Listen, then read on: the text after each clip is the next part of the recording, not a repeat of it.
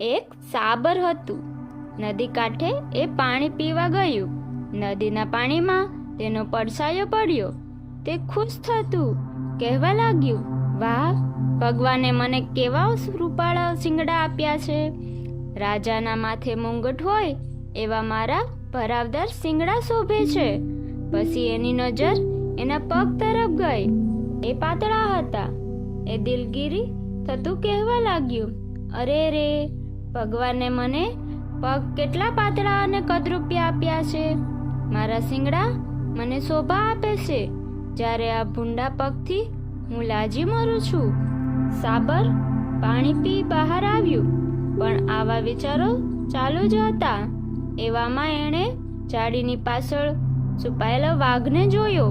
વાઘ તેના તરફ દોડી આવતો જોયો. સાબર જીવ લઈને નજીકના જંગલની ઝાડીમાં નાઠ્યું. આ માર્ગે નાસી આવવામાં પોતે જેને પાતળા અને ભૂંડા માનતું હતું એ પગે સાથ આપ્યો. ત્યાં તેના ભરાવદાર વાકુડિયા શિંગડા જંગલી ઝાડીમાં ભરાઈ પહોંચ્યા. વાઘ સાબર ઉપર તરાપ મારીને પકડી લીધું.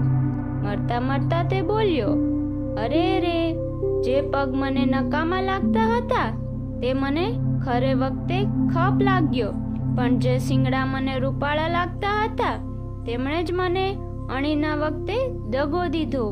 ખરી વાત છે, કોઈ ખરું મદદગાર એ તો અણીના વખતે કસોટી જ સમજાય છે.